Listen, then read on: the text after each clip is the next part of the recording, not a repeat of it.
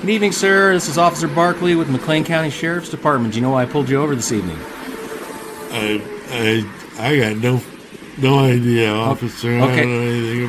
What? Okay, well, the reason I pulled you over is because you were swerving back there, and you crossed the double yellow line there on the curb, which is really dangerous. You been drinking this evening? Just a sip. I mean, that's all. It's just a sip. Just a sip, huh? That's Okay, Just all right. one. I got. All right, I'm going to have you blow into this breathalyzer. Blow really hard. Give it all you got.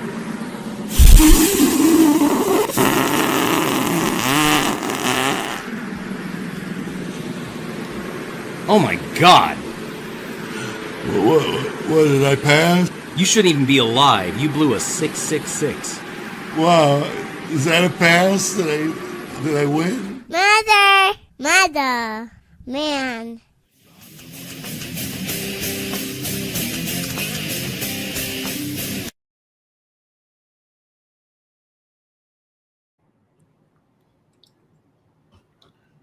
What is up, everybody? What's going on? You know, it's hilarious in that intro when it makes that like blowing into the balloon noise.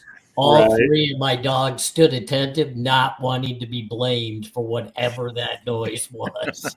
Oh, that's hilarious. That's hilarious. Yeah, my computer, I don't know, it like dropped the audio dropped out of that intro for a sec. I'm not sure what happened, but we are live and we're doing this once again. It was a good success, I thought, last week, guys. I had a lot of fun working together with both of you, and you guys got to work together for the first time, which is cool. So, AR, how did you feel about last week? You know, it was a pleasure meeting Lee. The first thing I wanted to say, it was definitely a pleasure meeting Lee. And I've been distant from the YouTube streets, not be able to see everybody that's out working their butts off. But I do stop in. I do check in with Lee. I interact within his community every once in a while in the chat. Just great. It was a great time with both of you. And I don't work with many creators, and I don't even have the want to anymore. But you two, it's definitely a pleasure, and it's a blessing to be back up here with both of you. Awesome. And Lee, always fun working with you. You're just that rebel out there on the West Coast. But I wouldn't say rebel, and I do want to say again with AR, yeah, it was great because I mean, you and I have been flirting around the idea of getting on camera together and never had done it, and it was real natural and easy for us. So I appreciate that we had an opportunity to do that, and here we are doing it again. So I'm excited about that, and yeah, it's been fantastic. But rebel, I am not a rebel. Well, hopefully we get Lucky in here, AR. That'd be fun to get him on this as well. But I did have something, AR, we're always really wary about bringing somebody new into the circle, and we took Lee in, a little cautiously, want to be careful. So we have our feelers out there to make sure like he's legit and everything else. And something's come up, AR. I want to bring it up with Lee here, not to like call him out on this, but I'm going to share the screen. I'm going to share this screen with you. What the hell are you doing, sir? There's no blind sides on this shit. What the? I'm going to call you out on camera. Like what? What? No wonder you didn't send the show notes ahead of time. No, this. Oh, don't worry, Lee. I've been through this too. He'll probably call me out right after you. Oh, that's good. I'm looking for it. Oh, my full blown. Technical difficulties are going to save my ass. He probably has something really embarrassing, like me sitting eating Oreos in my underwear or something, and he's going to put it on screen. No, you guys see that thumbnail here? I got to find here it is. Oh shit! Here we go. You see this? I saw a thumbnail that you sent me. Okay. Look at this. Oh, you're talking about my hat? What is that hat, AR? Do you see what that says on his hat? Oh, it won't let me go. Oh, I know. I know what you're doing. You see that? I love Moscow PD. I mean, what? Yeah, What are we associating with? I mean, after they asked me for $20,000 for the body worn cameras, I thought that's amazing. You guys have some balls. That impresses me. So yeah, I love Moscow. So there you go. So I knew why that the hat was blank. I'm just glad, Plea, he didn't put on my hat. I work for Moscow, Plea. Oh, I had an idea for you in that pimpin' hat. I was going to put something on there. I couldn't be sure which I was going to go with, so I went with Lee first. But we're all subject to abuse here, so I thought you guys would like that. I was surprised that none of the viewers contacted me about like what's up with the hat, so nobody noticed it. Well, good. I mean, I think they knew that you were full of shit on that editing a job is what happened. Yeah. Yeah. And I got a shirt on today. I'll show you guys. I got this shirt. I don't know if I've shown it on here before or not. That's not bad. I like that. No, man. I wore it to my doctor's appointment today, and my surgeon was just laughing, and the nurses were laughing. I'm quite the comedian over there, apparently. So you remind me, by the way, I'm in a really super small community, and a guy was a double amputee. He was on fake feet kind of thing, and he saw me. I'd never seen him before. He saw me and deadpanned, asks his wife, "Where the hell's the foot cream around here? I can't find the foot cream." And I did a double take, and I'm looking at him like, and then he got this grin on his face, like he was loving every minute of me doing the double take kind of thing. I'm like, you have a good sense of humor. I like people. That's funny. You ever seen the show The League? Yeah, I think I have. When that used to be on, that's a great show. But there's an episode where a guy is in a wheelchair and he has no feeling in his legs. And he's in a sporting goods store, and this other guy's trying to buy these sneakers. These like supposed to be top of the market and everything, and there's only one pair left. So he gets them, and then this other guy somehow picks the box up, and so they have this like confrontation. And he's like, the guy's like, "Well, what do you need them for?" Like not to be rude, but my God, like what the hell does it matter? And this guy's like flipping out. It's so funny, making ADA, violation. Normally, I don't like that kind of stuff. I like the awkward, like, am I supposed to laugh at this or not? But I really love that show, and that's just really funny. But anyway, good to see everybody here.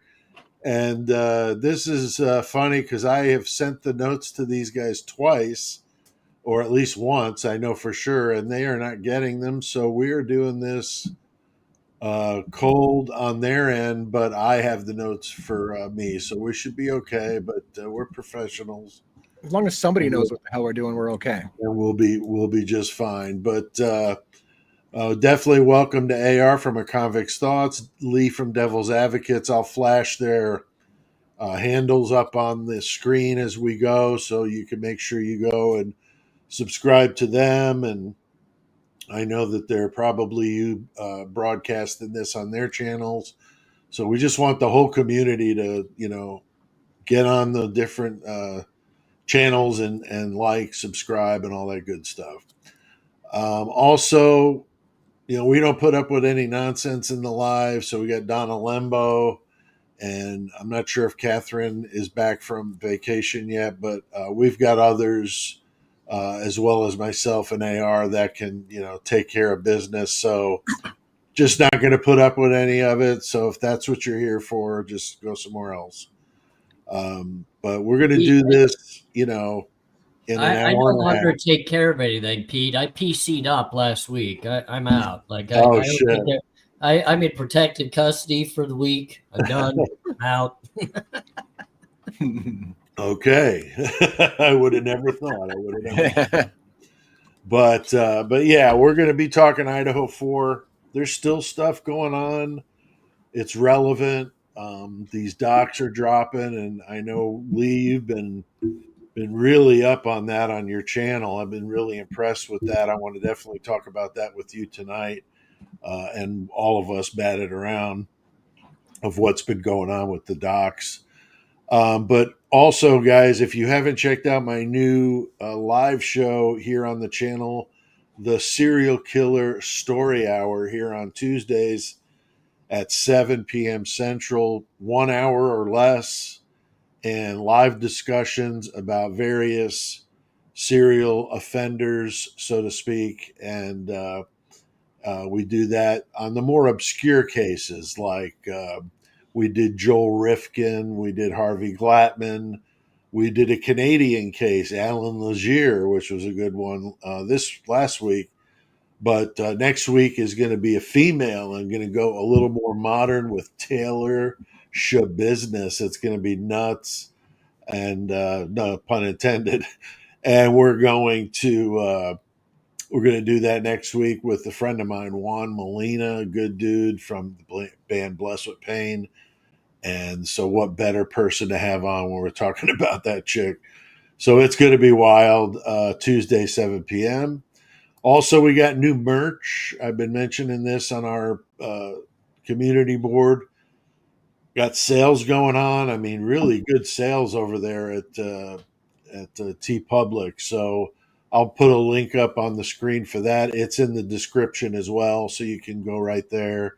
All sorts of Murder Metal Mayhem merch on various things: phone cases and magnets and stickers and T-shirts and hoodies and on, pillows. I mean, you could go crazy. You could decorate your whole house with all the merch that's on there. And I got the old school logo, and then I've got a different logo with a big splash of blood on it. It says, "I need my 666 fix" in the blood, and people are digging on that.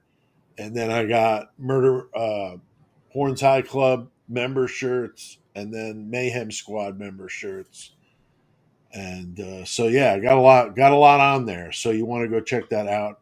Also, don't forget to like this video. Drop a comment if you're watching on the replay. If you're watching it live, jump in on the chat and be cool, and we'll have a good time. All right. And thank you to the members of the Horns High Club and the Mayhem Squad for that support. Okay, so getting all that out, like to kind of start talking about, or start this conversation out with a fan favorite, so to speak, and that's Dylan Mortensen. I mean, her story. I mean, it has changed so many. I don't even know. Should like storyboard it out and see like how many different changes she's had on what she said has happened. And now there's this new witness apparently from the Idaho State Police records, and I don't know if you've come across this yet, Lee, or not, but says that Dylan was not drunk. I saw that headline. I haven't read it in the report because I haven't gotten that far into the reports, but I did see somebody talk about that. Yeah. I wondered if you had gotten to it, because that's all I know about it. But I mean, what do you guys think? I mean, none of us put a whole lot of credibility on Dylan, but you know, what is that? How does that change things? I mean, she said she was drunk, so she didn't seem guilty. So now, if that's proven to be BS, like, how do you not think that something's going on? I mean, why else would you lie about something like that, right? I don't know. Well, my first thought was, I was, when I first heard the comment that somebody had given a testimony saying that Dylan hadn't been drinking, I was like, wait a minute, how do we know? Because Dylan said she was flat out wasted. And I was trying to remember, how many times did we hear people report that Dylan was wasted? And the only person I remember hearing that Dylan was wasted was Dylan herself saying, I started drinking like a day and a half before the murders and never stopped drinking since like 2 days before the murders. And I'm thinking, I don't remember off the top of my head, I don't remember anybody else giving testimony that, oh yeah, Dylan was wasted. Oh yeah, Dylan was wasted. So I was like, well, now that's interesting, because what you've got is Dylan, whose credibility is a little shaky already, saying that she was hammered. And now there's somebody coming forward saying, no, she wasn't hammered. She wasn't even drinking. So if I had to weigh, that's the only two evidences, her word versus somebody else's. Where am I going with that? Like, but right. I don't know. I mean, I can't remember. Has anybody else repeatedly verified that she was hammered that night? I was something that I think she told one of the investigators. AR, are you familiar with where that all came from? Just from her interviews, talking about what she had consumed. And, You know, to be Right. honest with you, if I'd consumed what she said she had consumed, I would be blitzed myself beyond belief. But who's to say that's truly what somebody drank or not? You know, I don't I don't give her a lot of credibility in a lot of things she said, because nothing's ever come truthful about anything she said so far, and it just is what it's just sad, because Brian Koberger had the opportunity with his defense team to put these people on the stand and tear apart their testimony. And Right. Yeah. unfortunately, I think that's what all of us were anticipating. We just wanted the testimony. We wanted the interaction between the attorneys like Ann Taylor and Massoff, being able to question these people to get real and truthful, you know, so-called answers. And now we won't ever see that. And that's pretty sad. That's sad. Yeah, 100%. I mean, it's the number one travesty of this whole thing, is that we're not going to see a trial where you can have all the evidence questioned. We were robbed that opportunity, so that sucks. I mean, I learned one thing through my court experiences is a liar on the stand will always shine bright, because they start fumbling upon their own words, and you can see it within their movements, and they get nervous. And I think across the board, Ann Taylor and Massoff would have had people squirming in their seats of trying to give testimony in this case. And I wanted to see it just for that factor. I wanted to see people get caught up in their own wording and their own mishaps of truth telling. And now I don't think we're ever going to see that now. And that's sad. It's really, really sad. No, it is. It's terrible to not have that, you know, even for those of us that have been so emotionally vested in this case. I mean, to just have like run into a brick would be like reading a book that you're like really engulfed in, and then like, you know, the last two chapters are missing. Just the book just stops suddenly, and it's like, what? I want to add to what AR has said too. Here's the thing. I think personally, what would have happened if they had the trial is if you got Bethany and Dylan on the stand, they were in deep shit, because Ann Taylor would have shredded them.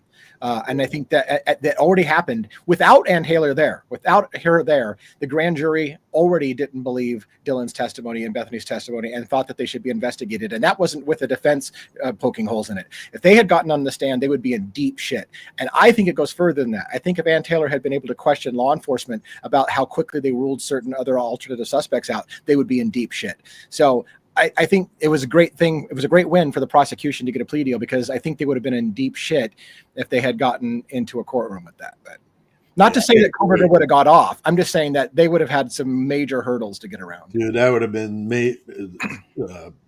reasonable doubt, like from the get-go with those two fools. This case had mistrial spelled out all over this case from start to finish. And I don't see any way that the state of Idaho would have been able to prosecute Brian Koberger. But in their back pocket, I think they had federal ways that they could have gone, which we don't know. We're never going to see that federal information. We're never going to see that. So I might just be speculating just on thoughts and opinions. But no, I know for a fact if we had watched this play out in the courts of Idaho with Bill Thompson as the prosecutor, this case would have fallen apart to where a mistrial, it would have happened quick and easily. Dude, any one of the three of us could have defended this case. I mean, Ann Taylor, I'm not taking anything away from her. I'm just saying, like, I don't understand how you couldn't win this case on reasonable doubt when you've got so much reasonable doubt that it's unbelievable. I mean, you could, it's crazy. And I think he would have walked. I really do. And I just saw, you know, we're kind of beating a dead horse at this point, right? But I just saw a new article. I had it kind of bookmarked. I think it was on Fox News with Dallinger, talking about how the prosecution was stunned that they came forward and said they wanted a plea deal or whatever. And that essentially, in Dallinger's word, was they took it immediately. That there was very little talk about it. It was like, take it. You know, if the defense wants a plea, take it. Because I think they knew they were in trouble. And as they said, the win for them was if they went for the death penalty, there was a possibility that they wouldn't get the death penalty and there would be problems. But if they take what they've got, he will die in prison. He will spend the rest of his life in prison. He will die in prison, and that's a win for them. So when they got that offer, they were like, settle, sign the deal, because they knew they were going to be in trouble in court, and they were stunned that it was even offered. So it's crazy. Both of you, just think in your minds, you guys have both been around the block for a long time around true crime.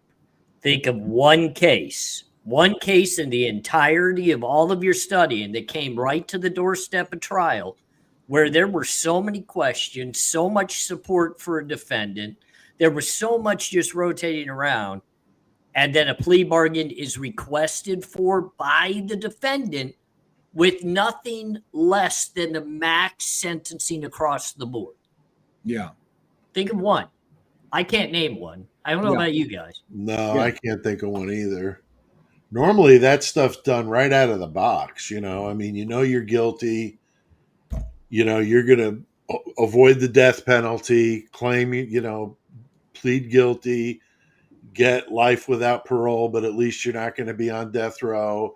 And that's the way they usually go. I mean, you don't usually see an 11th hour dramatic, that's why I think the whole thing's a play, because it's written like you're watching like a Matlock episode or something. It's some crazy shit happens at the last second. I've been offered a plea bargain at or before my arraignment in every single case I've ever gone to court on.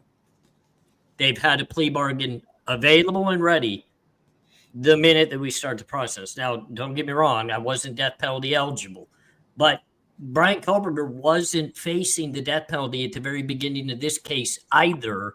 When he went to arraignment, death penalty was not already on the table. And that's something I want to do some content on. How does Brian Koberger sit in general population with people that were interviewed by the Idaho State Police? It's because he wasn't charged with death penalty yet. So he was sitting in Latah County general population with other inmates. And that's how they were able to talk to him until he was charged with the death penalty. Then they had to move him downstairs. But to think that he waited almost 3 years for a plea bargain, and he's one that requested that, meaning he could have requested it at any point in time. And we all know Bill Thompson would have taken that death penalty right off the table immediately for a plea agreement. He does it in every case that he tries. Right. Every case he's tried, except for one, he went all the way with one death penalty case, and he got the death penalty conviction in that case that was later overturned. Bill Thompson has no convictions in capital cases at all. Right. I had to take this to trial, where you start negotiating a plea agreement early, and that's when you bring to the table, if I plea out right now, give me, I don't know, knock some of this down where I got a possibility in 52 years that I can go for parole. Just something on the table. You're not going to get it, but at least try to negotiate. Right. Yeah. Yeah, it makes no sense at all. Honestly, it's just a question within a question within a question. It's just one of those type of things. Those, by the way, money grab. Lee, does it feel like a money grab to you? The lawyers are getting paid big dollars. The case is staying current with everybody, making big dollars, both through media, through multimedia. I mean, just everything's making money on this case. Even Brian Koberger. Well, they certainly people were talking about Dylan and that. Brian Koberger's racking it up in his account there in the penitentiary too. Trust me. Yeah, there was certainly a lot of money that came in for enhancing security on Idaho campus. Afterwards, they got a bunch of money for that, and a lot of that money. There's questions into where that money went, whether it went to whether it lined people's pockets or whether it went to actual enhancing of security on campus like it was supposed to. So there is a money element for the whole thing for sure. Yeah, I don't see money's they talk about the root of all evil, right? But it's or the love of money is the root of all evil. I always get people that correct me in the comments about that.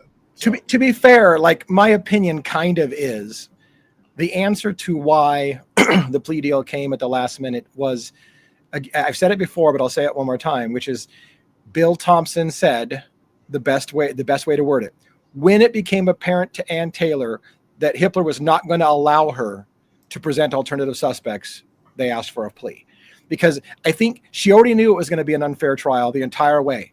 And the last thing was, well, we've got a whole list of people that you overlooked that have better motives and had opportunity. And so let me bring that up to the trial. And they said, nope, you're never allowed to talk about it because the killer arrived in a car and those people lived right next door. So we're not going to let you talk about it. And as soon as she realized Hitler's not even going to allow her to bring up that people could have walked next door and committed the murders, that had motive and knew the place, they threw in the towel, I think. And it's like, look, this is never going to be a fair trial. It hasn't been from day one. And now we're coming up to the deadline. Shit or get off the pot. Your only chance is, you're going to get executed if we go through with this. Take the deal. I don't know. That's my gut. Pete, you and I both know he wouldn't have been executed anytime soon. No. And he would have had appeal after appeal. Look, I've been saying this since the very beginning. Pete, you know this. I didn't want to see Brian Koberger fight this case at the state level anyway. I wanted him to go into the appeal process, step his 2 feet into a Supreme Court, both in Idaho and the federal Supreme Court, and attack the very guidelines of this investigation and the way that they cut corners, the way judges signed off on warrants that should have never been signed off on. This should have been a battle of law-changing extremes.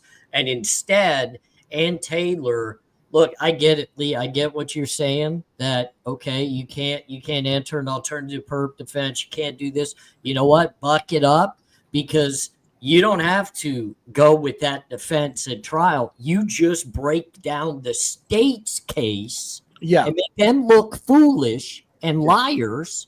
Yeah. And then you get your reasonable doubt right there. Right.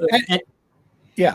I mean, I agree. And Hitler even did allow her some latitude. He said, I'm not going to allow you to bring in and say, here's the names of alternative suspects, but I will allow you to interview and cross-examine the officers in there and ask them questions. And I think his wording was something like, if they open up the line of inquiry, like if you can get them to trip up and admit something, then you can explore that and bring it in that way. So she had an avenue even by him to explore that. But I think it was obvious that he was going to try to fight that the entire way and not let her do it. But there's no way that guy could have been any more biased. I mean, it was the most absurd, just disregard. I mean, talk about not giving an F. I mean, this guy just flat out was making moves that were so obviously prosecution. And I know that traditionally judges do tend to lean that way, but I don't know what the avenues are, because I don't know a bunch about the law. I mean, I break down legal documents, but I feel like the PCA was bullshit in the first place. Somebody should have challenged that. Yeah. And I feel like the entire actions of Hitler through the trial were completely biased. Somebody should put Hitler under review. Was that judge being fair in this case? And will an appellate court step in at some point and a Supreme Court step in and look at this and say, that guy never had a fair trial and never had a chance from day one because the judge was doing things that no other judge would have done. So, it's obvious there was never going to be a fair trial when Hitler himself said, Brian, you should have never left your DNA at the scene. And he said that in open court for everybody. You can't say that as a judge. Right. You're there to monitor the law. You're there to ensure both parties stay within the law. You're not there to make your opinion.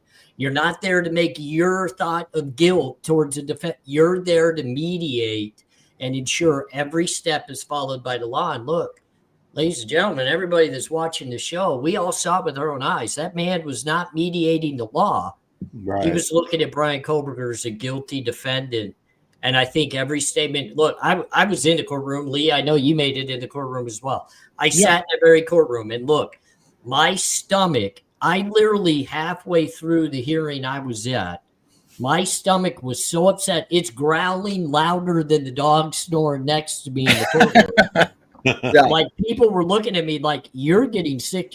I am getting sick to my stomach, because this reminds me so much of why I never want to step foot into a courtroom and go to trial again, because you most times know in your mind you don't have a chance, especially when a judge And think about this too, guys, and I'm going to throw it back into your court. Think about now, Ann Taylor, if she ever decides to defend another client, do you think she'll ever get another expert like Cy Ray willing to come up and step up to the plate to try to help her defense? Would No she way. allow the judge to call him a conspiracy theorist? Right. And did That was nothing about it. That Nothing. was bogus. No, nothing conspiratorial whatsoever. And Wendy Nelligan, a friend of my channel, I know you know Wendy too. I can't wait to hear from Cy Ray. What do you guys think? Will we? Is the guy going to come forward and spill the beans on what he knows, or is he writing a book, or is he going to be doing an interview on Devil's Advocates? I don't know. I got two things. Now I want to comment on something AR said about being in the courtroom, and I want to talk about Cy Ray. So I don't know which one to go with first.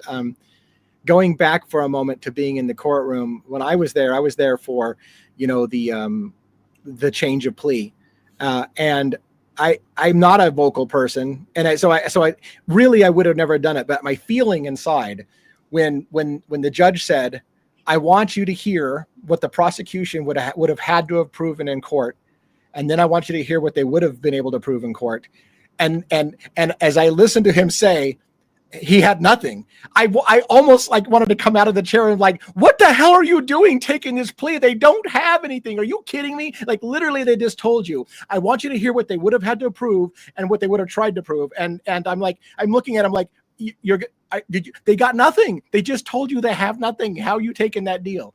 It was nuts. Sorry for the rant. Yeah. No, it's fine. No, that's fine. It's interesting to hear everybody's take on all this stuff, because it's just, sometimes with a case like this, Delphi, some of these stranger cases that go in a very conspiratorial type directions. I mean, Delphi was a carbon copy of this one. I mean, it's bizarre how similar the cases were, with the judge in the can for the prosecution and doing everything she could to put up roadblocks and putting the damn guy in a prison instead of a jail. I mean, that's just crazy. So there's a lot of stuff in that Delphi trial that was really terrible. And this reminds me of that. I mean, just this, you watch My Cousin Vinny and those goofy shows, but they show the whole backward town law systems all kind of corrupted, and everybody knows everybody, and speaking of that sheriff that shot that judge, I watched an update on that case. Wow, that is nuts. I'm thinking about trying to do a video on that tomorrow, but really weird sex related stuff, in the chambers all over the place in the building with inmates, and guards taking inmates home and using them at home and then bringing them back in the morning for commissary. I mean, that's just insane, so I'll be doing some Murder Metal Mayhem on that. What case is that? I can't remember this case. I remember something about a judge.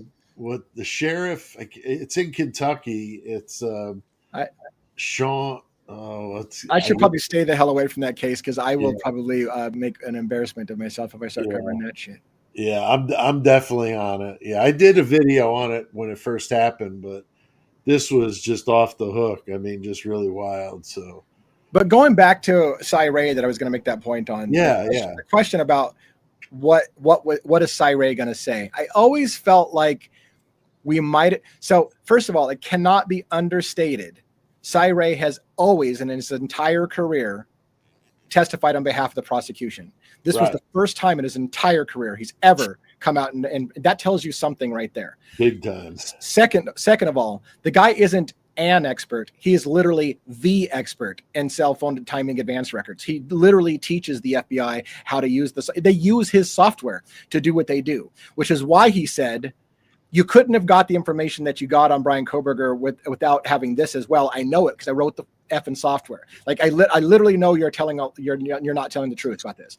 Now the third point though that's hard is it doesn't mean Cy Ray was going to say or he knew definitively Brian Koberger wasn't there or didn't go to the house. What he's saying is what you're telling us is not the full picture. And I know because I wrote the software, I know what you had to have seen, and you're hiding part of the information. So the $1 million question is, did Cy Ray know what they were hiding?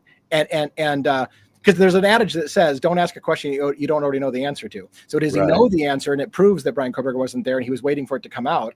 Or is he just guessing, like, you're hiding something for a reason? So all I can tell you is that you're hiding. So once I can prove you're hiding, then let's take a look. Because he always kind of maintained, I don't know that this proves anything, but I know they're not telling the truth. Right. Yeah, it's very, very suspicious. I mean, just as everything else is with this. But I would have loved to have seen Cy Ray just desecrate the other side. I mean, going up against Brett Payne, you know, the dude that looks like he should have been on Lost in Space or something with that dome. Round head of his looked like a Martian or something, but and I'm a bald dude, but this guy just that one picture of him just cracks me up. But anyway, I mean, Cy Ray would have just made mincemeat out of those guys if they were going to try to counteract what he said and make him look bad in any way, because he had the receipts, man, so to speak. So I think he would have. Yeah, I think it would have been interesting, and it would have been tough to refute at that point. And like you guys said, Hitler calling him a conspiracy theorist, I fundamentally, that shows you almost everything you need to know about this judge. To take a world-leading expert in the case and call him a conspiracy theorist, I was like, what the hell is this judge doing? Like, I can't even imagine that. Oh yeah, his testimony is not important. He's a conspiracy theorist. Like, are you kidding me? You believe at the end of the day, Brian Koberger's probably regretting that he moved the case out of Judge's hands? Like, he had a better chance in Layton County with Judge, even if it is a bias area against Koberger. He had a better shot there because at least John Judge would listen to things, and then yes, he took time to make decisions, but at least he listened. Hitler shut it down from the get-go. Wow, yeah, we have this donation here, a super sticker, I think, of $100, which is very nice. I don't know which one of our channels this goes to, but you. It goes to you.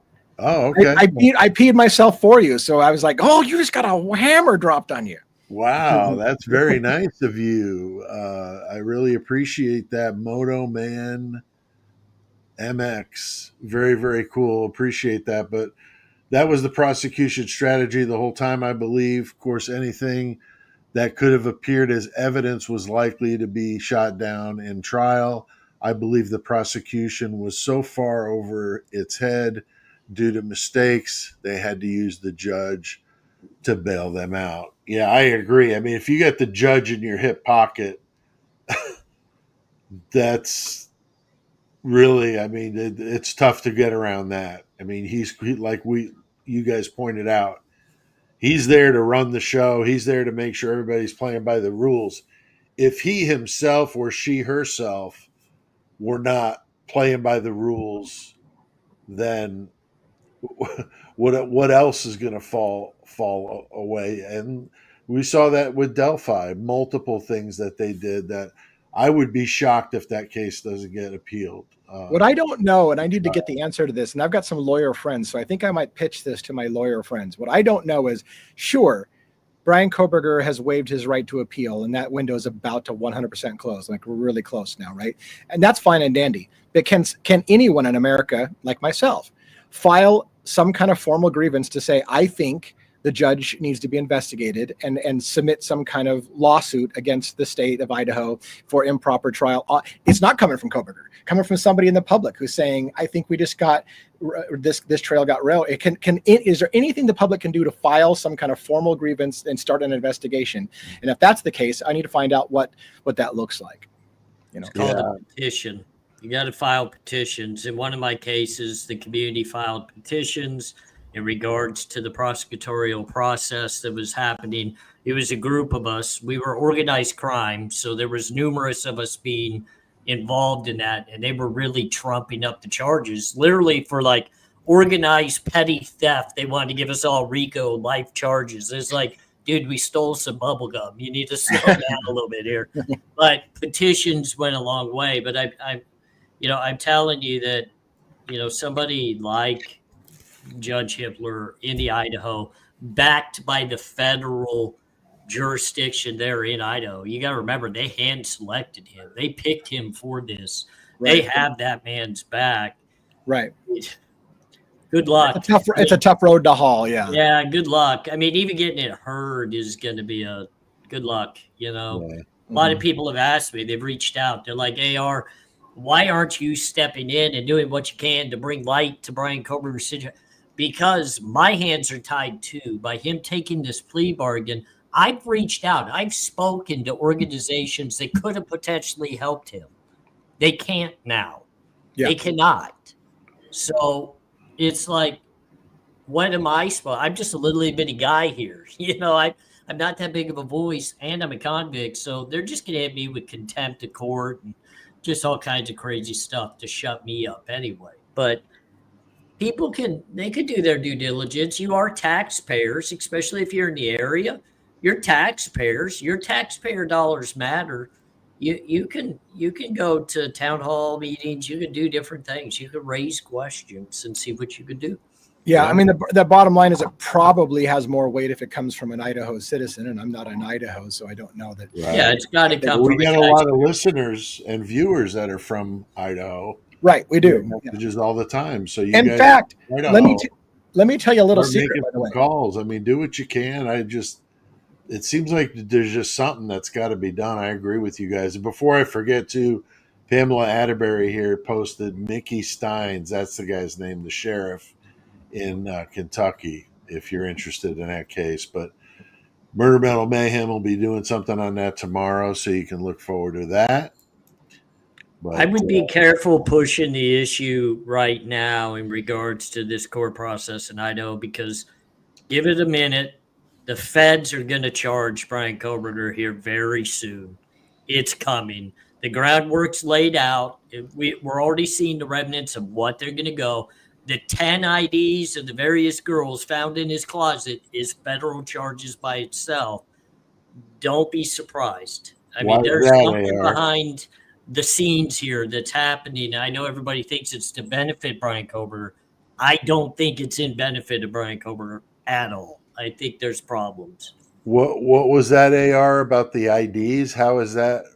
Can you explain? So they found girls' IDs that he used to work with, that he went to school with, in the closet of his home, wrapped up. They had no knowledge or idea of how he had them. This is signs that he either stole them or however he got them. I don't even care if somebody gave them to you. That's a federal identification. You're not allowed to have other people's IDs ever. That's a federal crime. That's federal. I used to make fake IDs. I got hit with federal crimes for each one of those because those people were not me. The pictures weren't me. The names weren't me. The IDs were not mine.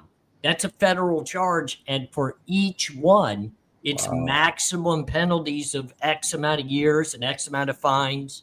And that's on top of him now being a convicted felon in Idaho for first degree and all these things. They're going to trump up those charges with whatever else they could potentially have. We don't know.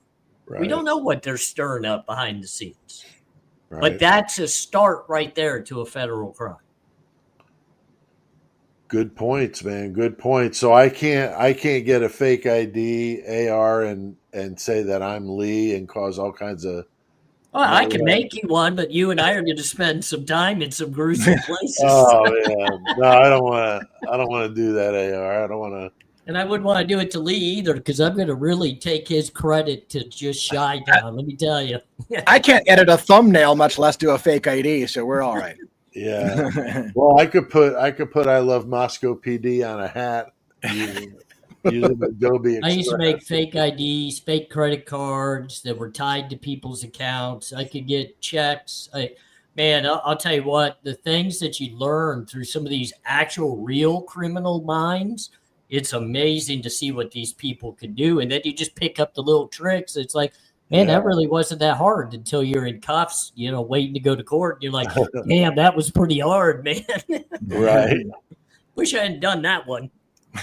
Yeah, that's interesting because you always hear about that, guys. When somebody goes to prison, they're going to learn from the best. Right. They're going to be in there with the rest of them. Of course, the ones that got caught. So I guess in theory, the best would be the ones that don't get caught. But any show I've ever watched, or movie I've ever watched, or book I've ever read about, AR was talking about organized crime or anything like that, there's never a happy ending. It's always a horrific bloodbath, or people going away forever, like that kind of stuff. And it's not Before good. we move on, I just want to make you guys laugh real quick. Yeah. So I learned how to file my taxes in the penitentiary from inmates that were filing their taxes for various people out on the streets that were not legitimate, so they could get $8,000, and they just requested that you put half of that money on their books. So like if I had 4 or 5 family members that we could legitimately file taxes on, they knew how to do the numbers and do all the deductions and all this crazy stuff that no matter what, you got $8,000 back. And all you had to do was put 4,000 on their book. Man, I was learning as quick as I could. How do we do this? And how many, people in here need their taxes done? I got this. Wow. That's where I learned to file my own taxes. No joke. The very first time I ever filed taxes was from the penitentiary. H&R Block on the block. It's funny, AR, that you mention it, because one of the things that we talked about, not to get super philosophical in the whole whether or not prison rehabilitates people or just punishes them because of that, but one of the things that I've found from talking to others is that in prison you pick up new skills. It's like you talk to somebody and like, well, how'd you get caught? I did this. Well, that's not how you do it. What you got to do is so then you get better. Like you don't, it's not like you get reformed, you get better at your techniques next time so you can pull it off, because someone who like, that's not how this is how you do it to get away with it next time. And Lee, I've tried to tell people, and Pete, I tell people every day, the prison system does not help rehabilitate anybody. Right. There's no rehabilitation within the penitentiary system. It's up to the person to finally make the decision they want to change. There was nothing in there that was going to make me a better person. It was making me a worse person each and every single day. I was getting more angry. I was getting more violent. I was becoming better at theft. I was a better liar. All these things were adding up until one day I lost my visitation with my wife, and they told me I could no longer make phone calls. And I still had 4 years left on my sentence. And I said, wait, what? Yeah. You cannot talk to or see your wife for the next 4 years outside of letters. I said, okay, it's time to change. Like, this shit ain't working no more. I got to go in a different route. This is not working. And that's when people change. Like the Mendez brothers have their, I believe one had a hearing today for their parole, and one has one tomorrow. These two gentlemen seem like they've changed their lives for the better, and they're trying to help other people. But we'll see. We'll see, because prison doesn't change you. You have to change you, and we'll see what happens. We'll see. And the influences on you are to go the wrong way, right? Rather, you're influenced to become not a better human being, but in some regards a more clever human being. You know what I'm saying? I was taught to be racist. I was taught to be violent. I was taught that, like, the little old me that went in was a thief and a liar. Mm-hmm. The person that came out was not good, and that's why I went back. And then it finally took the last time of me being down, where I went through a walk away, step down, I'm getting the hell out of this situation type program. I had to change, because I would be sitting right where Brian Koberger is today. I had that violent streak within me that was going to end up in a very bad place. Very, very, very, very bad place. To the point I even threatened my own family. Like, Yeah. if I get out, you don't want to see me on your doorstep. And they had to call the police on me while I was incarcerated. And I picked up another 1.5 years for threatening and intimidating a family member. That tells you where I was going in life. Completely wrong direction. Yeah, it's just not a healthy place. Yeah.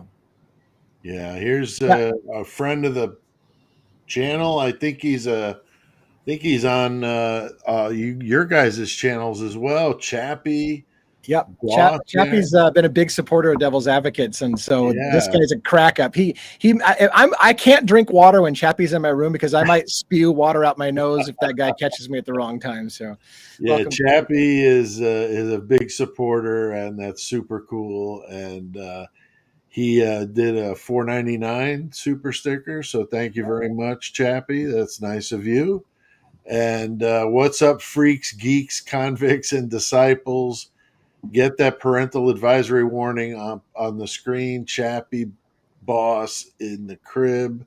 Can I get a big Ric Flair? Woo! Woohoo! Woo! I have to do this thing. It's like, If I Very did that, my cool. teeth would fly out. freaking Ric Flair. Thanks, Chappie. That's super cool, man. That's super cool. But yeah, this is it's funny. We're just past the coming up on the hour mark here, and we're just kind of free conversational and really able to talk about this kind of stuff in depth, which is I think for the listeners or viewers that are new to the case, some people may not have followed it when it was going on, and now we're following it, learning about it, getting more in depth on some of this. But even though some of it for us is really kind of mundane because we've covered it so many different times, but it's important. And when it comes to new stuff, Lee, we got docs dropping. Yeah. And I got to tell you, I mean, your channel, Devil's Advocates, has done an amazing job going through the documents. You went through the Moscow police stuff. Now you're doing the Idaho State Police. What do you want to tell us about that, Lee? I don't even know where to start. Like, I did 19 hours of document reviews on the Moscow Police Department. Right. When it was done, I had a huge amount of document fatigue, but everybody kept pushing me and encouraging me, like, dude, you got to finish this. This is great, And then right when I'm done, I'm thinking, okay, finally, boom, Idaho dropped 600 pages. And I was like, son of a bitch, and sure, I get a few pages in and I've done, I think, 2 hours now. That's all. I haven't gotten very far into the Idaho stuff, as far as the Idaho State Police, you should say. Right. And already there was so much to talk about. I'm starting to lose my mind again. I've come up with some new theories that if Brian Kohberger really did do it, and if Dylan said, hey, I think the killer knew me and we may have cleaned up afterwards, which was some new shit that came out. I said, okay, the $1 million question is, how does Dylan and Brian know each other? Because if he's the killer and the killer knew her, then how do they know each other? And it's funny because, as a side tangent, this story that's still being told about Brian Kohberger being an incel and he can't get laid and women don't like him and he's a misogynist or whatever. There's a new story that just came out about new documents that were revealed in the Idaho State Police about a coffee shop worker who was creeped out because Kohberger would keep coming into her shop at the time and knew her hours and whatever. And she talks about how he came in with a female and was hanging out with the female and said something about the girl and said, and she said he was regular with her. And I'm like, I thought Brian Kohberger didn't have any girlfriends. I thought Brian Kohberger couldn't get laid. I thought, like, how was he walking around with, like, everything is just narrative. Like, you can't simultaneously say the guy's an incel and then he's picking up girls' phone numbers at the pool party. He's walking around with females. He's got a female that came over and stayed the night at his house because she was scared and went over to his house and stayed the night. All of that shit comes out, and yet they still say he's an incel that hates women. And it's just like, whatever. And here's the best thing about it on my last bit of my rant, because I'm on a freaking rant, is here's the beauty for news, right? They no longer have any qualms. They can say all day long, and they are now, the cold-blooded killer, Brian Kohberger, came in and did this. The cold-blooded killer, Brian Kohberger, nearly did this. And I'm like, it's funny because it used to have to at least make a semblance of alleged killer, but now they're just flat out saying it because he's done the plea. So now they're having a field day. This person nearly got killed by the cold-blooded murderer who came into her, and I'm like, oh God, here we go. Like now they get to say it without impunity, and it's fair, they can because he took the plea. But true, you know. No, I agree. I thought the same thing, that they're really pouring that on, but no big surprise, AR, the way the media is, the mainstream media, they are just, if it bleeds, it leads, and they're all about that. I mean, would you agree? Well, I mean, now they're even wanting to say that Brian Koberger said Kaylee's name in the house. How the hell would anybody know that whatsoever? I mean, nobody would know that outside of Dylan, and Dylan doesn't know the last 3 words she said 2 minutes ago. So, I mean, it's like, I can't believe that she would even be able to say that. She never did.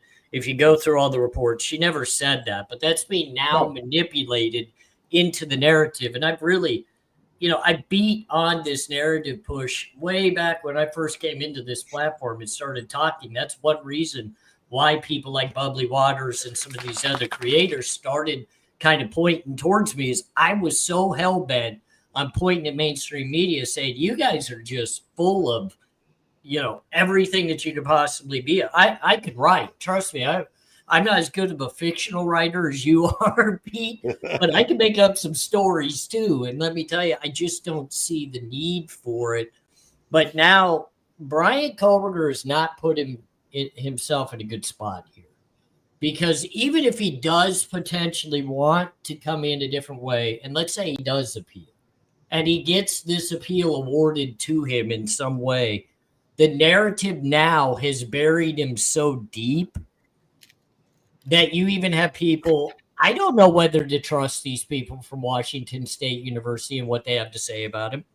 I have no idea, because I've seen people that are around somebody that gets accused of something, and before that they were buddy with them, and then after they get accused, now all of a sudden they're completely against them, saying they saw all the signs, he was going to be this. Yeah. It's like, well, you didn't say that prior to all that happening. Right. You were literally eating a sandwich with him on Tuesday. Don't. Right. So I'm confused. I don't want to get ahead of myself and say there's no potential way that Brian Koberger has some issues. There's a chance. I don't know. I don't know, but I know the mainstream media push now. Brian's got to dig himself out of some real buried holes now if he wants to try to clean up anything. I want to ask you guys a question, because I've got a user. He's a huge supporter of my show, and he's dying for me to talk about an individual that I'm not ready to talk about. But I was wondering if you guys are. Do you guys have any feelings about the famous Farley that I know that other content creators have really picked up on? And there's some new stuff about Farley. You guys have any feelings about that? Because I've been reluctant to get into the Farley situation, but I got one of my users is constantly like, "Why aren't you talking about Farley? Talk about Farley!" And I'm like, I'm going to let you guys. If you guys don't have comments, that's fine, because you notice I'm not making a comment yet. But if you guys have any comments about Farley, do you have any thoughts? My only comment, I know AR is definitely, I'm sure, has something to say here, but I just want to really quick say, for me, I'm staying, it's like the third rail for me. I'm staying away from anything that has to do with that whole deal. Don't feel comfortable talking about it. And I'm just, that's their business. And I'm not really going to say a thing. But AR, what do you want to say about that? So for me, Lee, I don't know if you know much about my past, but being in the penitentiary for as long as I was, and being in the route of life that I was in, I made a lot of connections, and I became parts of organizations and affiliations that I wish I had never engaged. I wish I had never been a part of any of these things. Unfortunately, in the path of life that I was choosing at that time, it led me into certain places I didn't want to be. So there are people that are being spoken about that I know of. Mm-hmm. Like, I'm not going to go high five them like we're best friends. And I got crushed when Farley got out of the penitentiary, and I was going up to the hearing, and everybody thought I was going up to meet Farley. Like, I had to go help him out of the penitentiary. Farley is not affiliated. I can't stand that people are putting him into these affiliations. He has nothing to do with the affiliation people are claiming he's a part of. Nothing. Nada. Nothing. I'm going to leave it at that. But Yeah. Farley, he has a track record of issues within the criminal world. I think he's dug himself into. He's not going to get many breaks moving forward if he continues to get caught doing the things he's doing. Like, he's going to do a lot of prison time if he continues to get caught. Yeah. Um, Yeah. but- And I appreciate that. That's why I just wanted to ask. Like, I didn't want anybody to have to commit on it. And somebody in my chat said, "Well, we'll let Pav talk on Farley." And that's exactly, by the way, what I have done.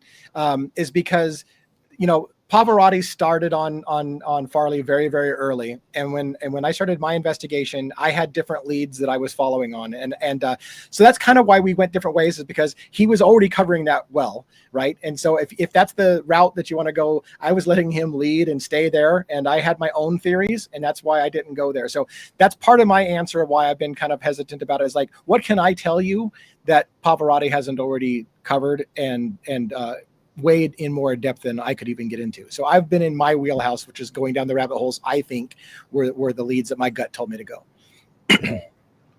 Pete, I think now I have much more respect for the platform as a whole. I've learned more about the platform. I've learned more about what it takes to be a good creator, a respectful creator, one that carries himself with integrity and does what I can to present my thoughts, my opinions, my content. And I've learned that there's no point in me, because I've gone head to head with Pav. Like, I think people remember Pav Right. and I have gone head to head pretty hard there for a while. And I've just learned a level of respect through my time here, doing content. And I give him all the respect in the world. It's his story that he's working on telling. It's his thoughts, it's his opinions, and who am I to tell him he's wrong? Who am I to say don't go that route? That's not my place. I respect what he's doing. I just disagree. And that's why when people's names like Farley, or when we bring in other family members of being potential CIs or various, I'm just very careful. I'm very distant from that conversation because I don't want to engage that type of stuff. It's a respect thing, and I'm cool with other people talking about it as long as they leave me out of it. As long as they leave me out of it. Hey, I saw this in the chat. I don't know here. GoBot says, "Hey Pete, have you ever heard of Clyde Lewis from Ground Zero Radio? You remind me so much of him. It's definitely a compliment." Well, that's cool. I'm not familiar with that at all, or that person. I don't know. Do you guys have ever heard of Clyde Lewis before? Ground Zero Radio. I'm gonna have to check that out. I wanted to follow up on something that AR just said, which is I think this is important for me. I don't know if it's going to be great for everybody, but what he just said is exactly how I feel. Like, if I don't agree with Pavarotti or AR on something or you on something, that's no sign of disrespect. It's none. Because at the end of the day, you guys, any one of you guys out there who are covering this case might be right and I might have been wrong. And I'll freaking shake your hand like, good job. Like, there's no sign of disrespect, but that doesn't mean necessarily that I'm going to go down the same path that you. And at the end of the day, if you're right, fantastic. And I respect the shit out of anybody who's been spending so much time trying to get to the bottom. And I think it's great, to be honest with you, that we all have different wheelhouses, because if we were all covering the exact same thing, we would all be parodying each other and we'd look like a bunch of phonies. We all have our specialty. We all have our area. We all have our niche, and we can all respect other people, even if we don't agree with where they're going. So I'm glad AR said that, because that's the way I feel exactly. Yeah, I agree wholeheartedly there for sure. I've watched Pavarotti's content. I'll admit, like AR said, and we all three know this, doing the creator bit here on YouTube is a lot of work, and to build a channel like he's built his channel, that's a lot of work. I mean, the guy's put the work in. But like anything, we all have our preferences. I might like watching a baseball game with this announcer versus that announcer. Is he giving me a different story that I'm not getting with the other one? No, but it's the delivery, and that's what I'm not a fan of. That does not mean that I don't agree with some things that he says. I don't agree with everything, but then none of us agree with everything each other Right. says. But Yeah. all I'm saying is I'm not a fan of the way he does what he does, but that's his thing, and he probably thinks the 666 seconds thing's asinine, and it probably is, but it certainly got some attention to get people to go, what the hell is this guy talking? What does 666 have to do with true crime? Yeah, So it's I'm just a goofy blessed to little. have the community I have, guys. I have people all the time that come out and say, you do know that creator's got 10 times the amount of people you have. And my comeback is, you do know when I started this, I didn't think I'd get 10 subs. right. I didn't think Right. I'd get to 10. Right. And then I did. And then my wife says, you're going to get to 100. And I said, no. I'll never get to 100. And I did. And now I'm in a place where I actually am content. I'm happy. Do I like the idea of getting bigger? Of course, we all do. But I can't say a bad thing about where I'm at, right? Yeah. I mean, shit. Right. And I give respect to every other creator out there that's built their community and continues to fulfill what their community wants from them. So be it. Have fun. Even if you're telling the biggest fictional story in the world, if your crowd loves it, and they spend time with you and build a very tight-knit community that supports each other, I'm all for it. Like, good work, know? And that's why I'm blessed to be where I'm at, man. I'm just blessed to where I'm at. Yeah, I get it a lot in the comments about Pavarotti, too, and I think it's good that we addressed it. I think we all three could certainly say we respect what he's doing, and he's definitely putting in hard work. I don't want to make this. I definitely don't want to make this all about Pav. But one more thing I want to say about Pav is kind of funny. He's got super loyal fans. The most annoying thing I have is when his fans come to me and basically say, DA, you can stop your channel right now, because if you want to know what happened in this case, you just need to go listen to Pav. Shut your channel down. It's already been solved. Pav's got it. Everybody else can just close their channels. Pav's the only one you need to listen to. And I'm like, how disrespectful is it for you to come to tell me, shut your channel down? Pav already has the case broke. Go watch him. Lee, no joke. I got into an argument one time with Pav, and it was a back and forth video wise. It was like 2 or 3 days worth of videos. Next thing you know, I had lost 3,500 subscribers, and I was going down quick. And I was like, okay, do I apologize now, or what do I do? Do I try to make friends? But legitimately, you're right. He has very loyal followers, and they speak volumes about how they feel about his work. But you know what? We all do too. All three of us here on panel, we've earned the respects of those that care about us. And I'm excited to be where I'm at. I don't know where I'll be in the future, but right now I'm extremely happy. And I think that we can just continue to be respectful. We can acknowledge when people want to leave something in the comments. Okay, I acknowledge it. I saw it. I'm moving on now. Like, I'm not going to get in an argument about it. I'm moving on now. Right. And hopefully, people can give us that same respect too. Yeah, exactly. Yeah. Here's Sean Oliver says 666 wins the intro hands down. Ha ha. Definitely love those intros. You guys digging on it. I've been saying I'm going to do a playlist of some of the intros, the full intro, so you hear the whole thing. And I keep saying I'm going to do one with AR, and I need to get it done. I just keep getting busier. And they finally finished my bathroom project. If you notice, I don't have the Dexter plastic up behind me anymore. They finished that. Got a couple of little loose ends to tie up tomorrow, but it is functional and it's awesome. And I'm so happy that the VA gave me that grant to get that done. So if there's any vets out there that are disabled, there is a grant you can get. I believe it's federal. I'm sure it is if the VA is using it. So go to your VA and find out if you have something you need at your house to make your house handicap accessible, like I had with this bathroom. I couldn't get in it because it was so tiny. It was like a 4x5. I mean, it was the smallest bathroom I've ever seen. And it's just a a second bathroom, but the main one is upstairs, so that's why I need it down here. So that was awesome. But don't forget to like the video if you haven't already done that. Big thanks, you guys are like killing it in the chat. It's been hopping, and we're looks like we got quite a few people watching, so that's really cool.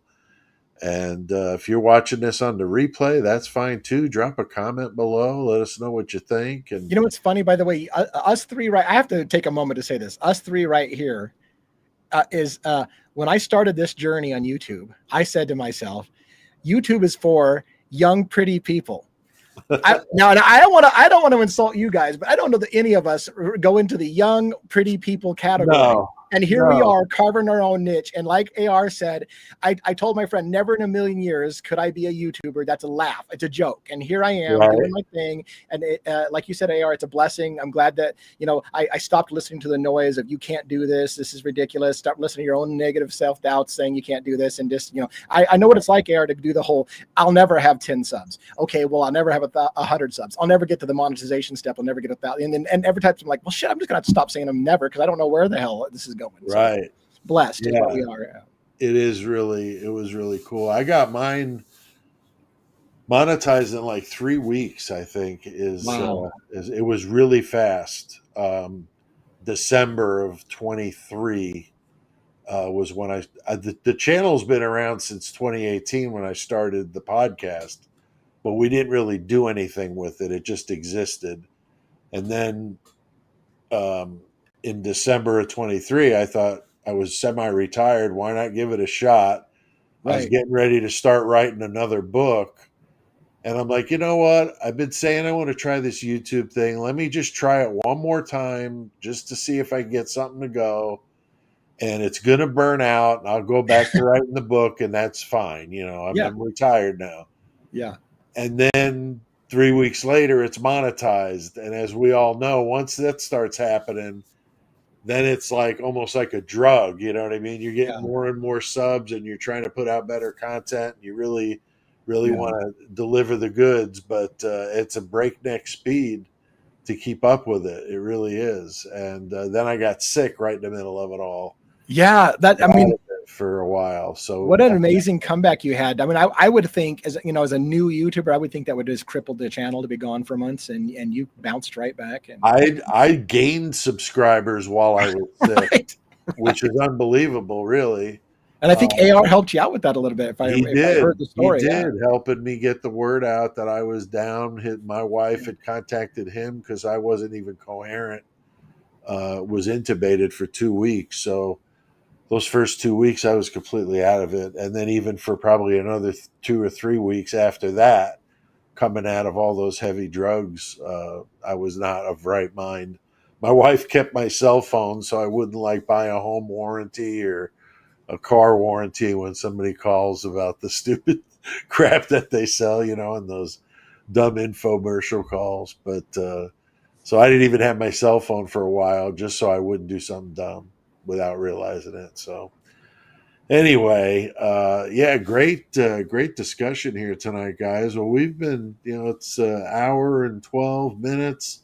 Yeah, we kind of got off the side tangent at the end about YouTube business. I always go 90 minutes with these, just so that they don't get too. He's trying to get rid of us, Lee. Look at him. I hear it. Yeah, there in the corner. He's like, "Are we going to literally make it to 90 minutes? I got to get rid of this AR clown up here." Here, GoBot says it's that silky smooth voice, Pete. Oh, wow. Nice. I do want to give a little bit of a shout out if I can, Pete. I have some people, one of my favorite subscribers and members is out here in Vegas seeing the Scorpion. She's chasing a crush. Miss Marty is out here chasing her crush there with the Scorpion. She is literally stalking the band. Oh, God. Any one member of the band or the whole band? She likes a couple of them, but I think she does have a favorite. Kraus, I think. Klaus is 5'2". So like a dwarf. It's been really a pleasure to have out here. We've been able to spend a little bit of time together. We took some pictures, walked around. And I just want to give her a shout out. She's actually at a concert tonight, and she's going to be heading back home tomorrow. She's from your neck of the woods. They're in Indiana, so she'll be making that 3-day drive home starting tomorrow. But I do want to give her a little bit of a shout out, because that's what's so amazing, guys. When you actually get to meet some of these people that support us and back us, and they come in like you're something special. Like, I'm not anything special, ladies and gentlemen. I'm a normal human being. But damn, they make you feel good when they come in like you're a famous YouTuber. And I'm like, I know all of 500 people. All of 500 people. I hope she's enjoying her concert tonight. I know she was watching us a little bit before that, so I do want to give her a shout out. They're a great live band. I saw them back in the 80s. They were amazing. Always have loved the Scorpions, or just Scorpions, I should say. Here, I got a nice comment from Bambino. Pete, you should do nighttime stories with that voice. I've been told that. I actually talked to my VA doctor today about what I think I have is a deviated septum. And I've been told that many, many times. But I've also been told and read that it could alter your voice if you get it fixed. And I learned this years ago, and I made my living talking by teaching classes and doing all the stuff I did, public speaking. And the thought of changing my voice was concerning, not to mention I was singing as well, or screaming, I should say, not singing. But and so I didn't want to have it done. I still don't want to have it done. I don't want to change my voice because it's been good to me. I've been able to make a living with it. So. God, it's funny. It's hard not to digress on Freddie Mercury. Had the same kind of issue, right? He had a deformation issue in his mouth, and he thought that led to the reason why he had the voice that he had for, Oh, that's right. Like that, and he didn't get it fixed for the same reason, because it was what made him unique and made him special. Interesting. Yeah. So anyway, we got about 15 minutes left. If anybody wants to get some questions or comments in or anything like that. I got one for both of you. How long do you think it's going to take for Brian Koberger to be moved out of state?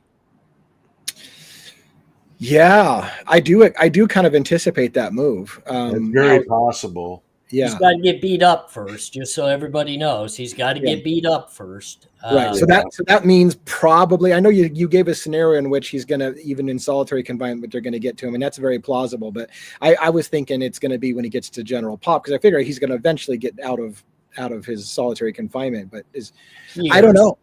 Yeah, maybe in years, right?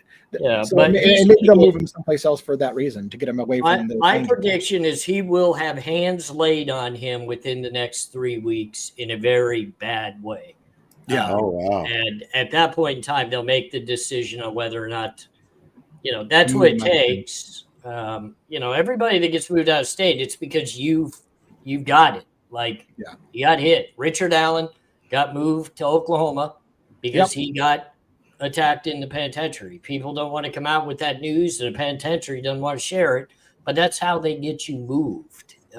Something actually has to happen, not just a threat. So I've seen that before too. I predict he's going to be down in Arizona before the new year. Really? I think Brian Koberger will be in Arizona on the yard. God, I can't remember the name of it, but they have a segregation yard down there. It used to be an old rehabilitation yard, but now they've turned it into a segregation yard, and Idaho sends inmates there. So I have a gut feeling he'll be in Arizona, which is a transitional state for them, and then he'll go east from there, I think. Huh.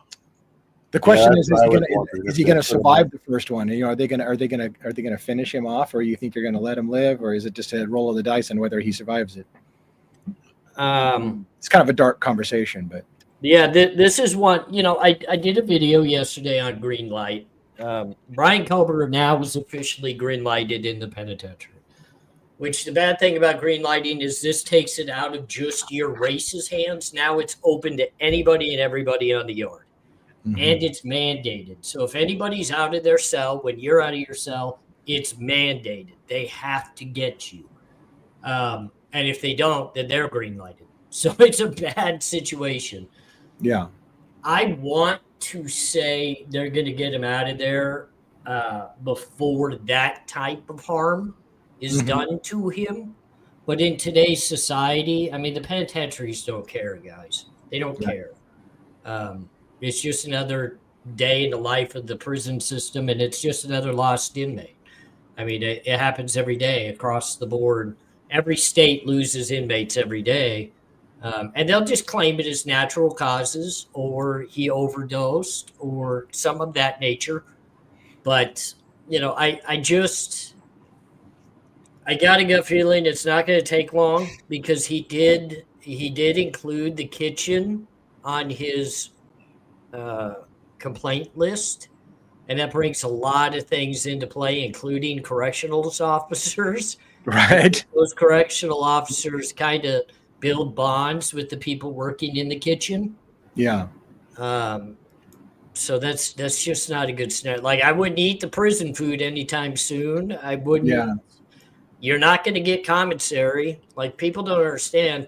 When he goes and he buys commissary now, for everybody that wants to put money on his books, thinking they're supporting him commissary-wise, that's getting taken, guys. Like, he ain't eating any honey buns anytime soon. The guards will not deliver it to his door.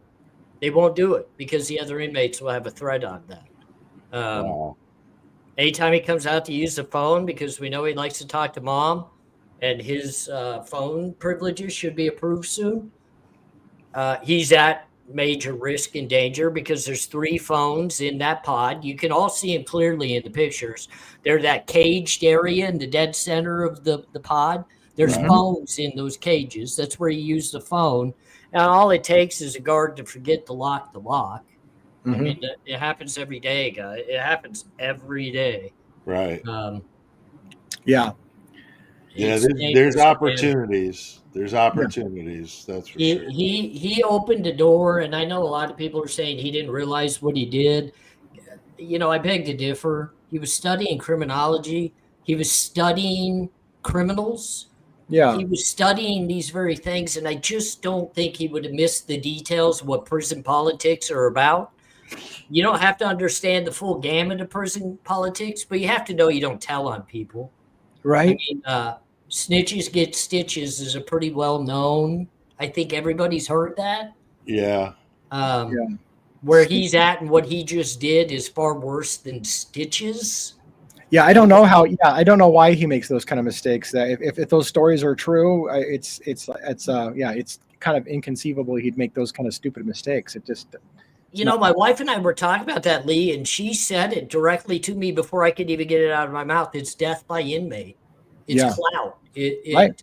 This puts him on the map as getting taken out in the penitentiary. Talked about forever and always.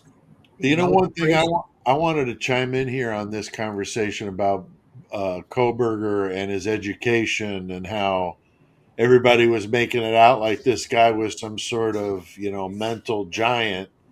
And I'm not saying he wasn't a smart guy, but he didn't have a lick of friggin' common sense.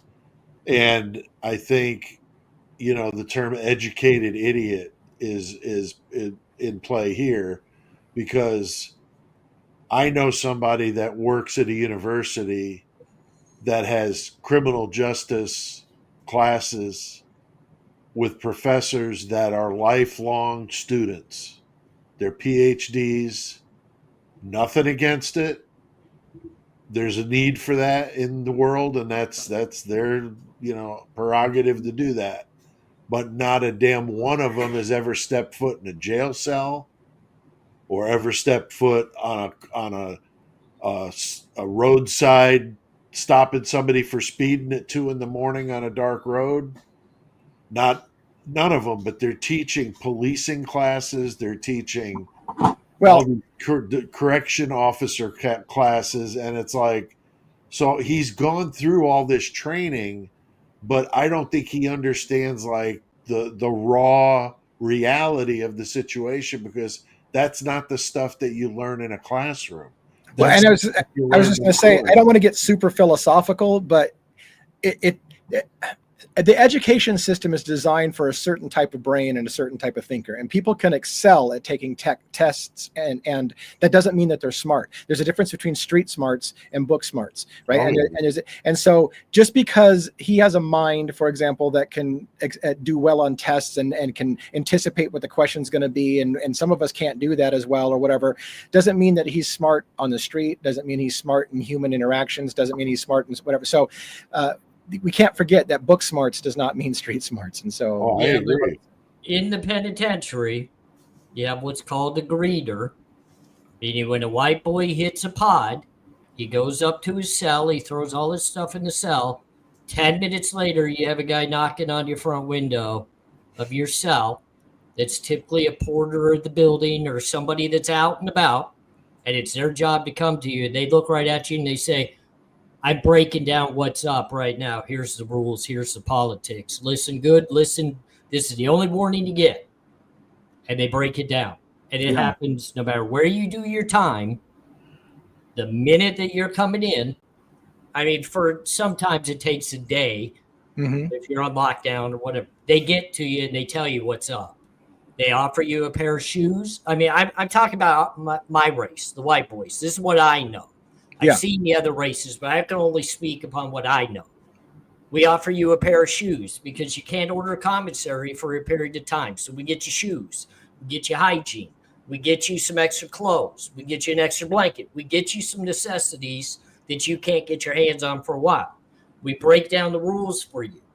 We break down, can't do this in the shower. You can do this on the phones. You can't make this noise at this time. There's rules. Yeah. And we break them down for you because if your race, and this is West Coast, I speak of West Coast where I've done the most of my time. If I'm your greeter and I'm in the pod with you and a white boy runs out and just does something completely stupid, other races look at us like, wait, you didn't show this guy what's up? Like, now it's an issue between the races. So we really nullify that. We do a lot of teaching. People need to understand. We as prison inmates understand somebody's brand new. And just because Brian Kober came in for the crimes that he did, still he's going to pass the paperwork check. He's going to pass the very, basic things to where we move forward and we get him into the pod. We get him settled because if we don't, it creates more issues. And things can be handled down the road. If there's issues that need to be handled, they can be handled down the road. First thing is get Brian into the pod, get him settled, get the pod back to calm, get the food served, get the commissary out here. So, I mean, these people that tell me that he didn't understand, he was told what was up. Right. He was told what was up. Now, they don't break it down like don't fill out kites about the food. Right. That should be common sense. Like they need to do that. You know what I mean? But I think we can agree book smarts and street smarts, two different things. And that was great. That was great insight by Yair, because that's exactly how I believe.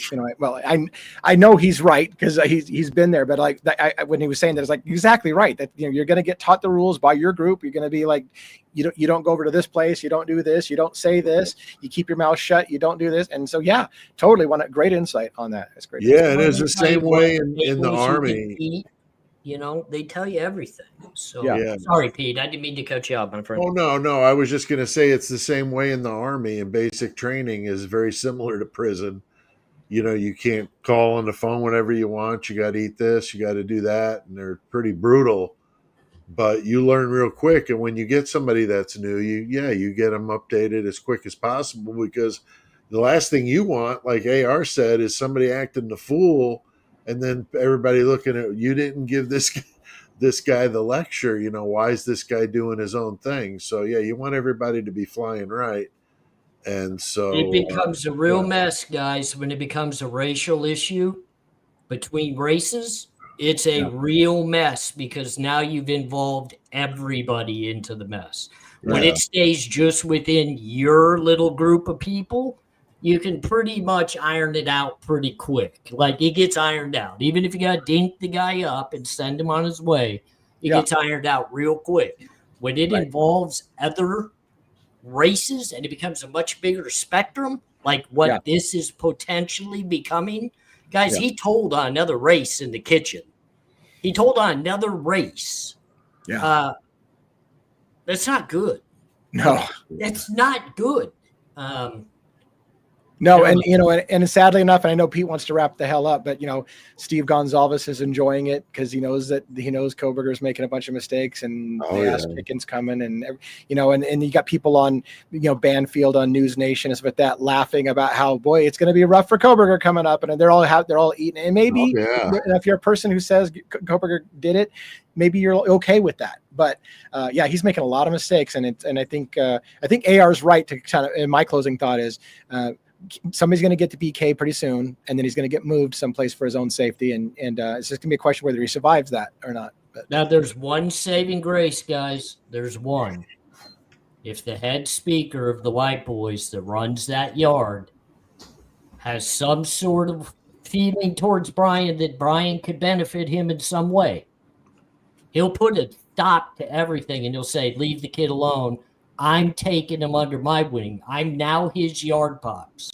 Mm-hmm. And I wrote a part of it. I was writing a book there for a minute, and I talked about yard pops and what it legitimately means when somebody with credibility steps up and says, he's under my wing. So now if you have any issue with him, you have to handle it with me because he's my kid now. So if somebody in that penitentiary steps up and says, hey, look, this kid's, he's going to benefit me. Like, I got need for this kid. He's off limits. Now he's off limits to everybody, including the guards. He's off limits to everybody. Right. Because that main guy's got a lot of pull. Not just there, but across a very widespread, area of penitentiaries and even territories of other states. And if, that's Brian Kohberger's out, is if somebody in there says, you know what? I don't like what I'm seeing on mainstream news right now. I think you're getting screwed right now. I'm going to put my foot down, and you're with me now. Then he's protected. Then he's good. And that might be why he wants to go to B-Pod. He knows something about B-Pod of why he wants to go to B-Pod. Yeah. I guarantee you there's a speaker over in B-Pod. I got this gut feeling he got a kite saying, come over here and you'll be okay. Huh. Yeah. I wondered if he would use his intelligence to maybe start to become a jailhouse lawyer type with his ability to write and communicate, and he's a stickler for the rules. I mean, maybe he would be a quick learner and be able to help in that way. With what he just did, that's all off the table now, guys. It's going to take some time. He just wrote kites to the wrong people. He should have been writing kites to the White Boys saying, hey, is there anything that I could do to help you guys? You see my paperwork. You see what I'm about. I have the capability of researching for you if need be. Anything other than what he just did. Because what he just did just tied his shoelaces in a really bad knot. And I'm telling you, through experience, that's not a place to be, man, because there's other people that get sent to your cell to handle this, and you don't want them at your cell. Like, you don't want to see them come into your cell. And unfortunately, we're talking about this, but I mean, damn, man, I don't even know what to say, because I understand people are saying the system let Brian Kohberger down, let him get himself into this position. Not really. We're all grown men, man. I mean, you keep your mouth shut. When you go into a place you're uncomfortable, just stay quiet. Right. If you go to jail and you've never been to jail, don't say anything. Right. If you go to prison, you've never been to prison, don't say anything. People will help you if you're quiet. Like, you'll meet people like you. If you're a dorky kid, other dorky kids will come hang out with you. They'll walk laps with you. If there's always somebody similar to you locked up, and those are typically the people that connect, and they'll help you through the tough times. But when you start talking right away, you're in trouble. Yeah. And he's in trouble. He is in trouble. We might have to pick this up again next week if you both are available. We might have to continue this conversation. We'll have Shut us off, Pete. We're just going to keep talking. You got. Wow, the crowd's still at fever pitch here. Thank you all so much for getting on this live with us, and we tried to get to as many of you as we could, but so many chats flying by. It was a workout just to keep up with it, but you guys are amazing. Big thanks to Donna Lembo for being a great mod, and any of the other mods that were out there for all the channels. Thank you all. And great to see both AR and Lee again. And we'll have to have the trio back. Chappie says he loves the three of us together, so that's awesome. And just watch it with that hat, Lee. With the I know. I try to change it out, but the Moscow thing might have been a bit much, right? I had so many different ideas, and I went afraid with to see what Pete does to my hat. I'm done. Yeah, I'll have to do something. All right, guys. Well, you be good, and we'll talk to you next time. All right, take it easy, guys. Thanks for having me, guys. You bet.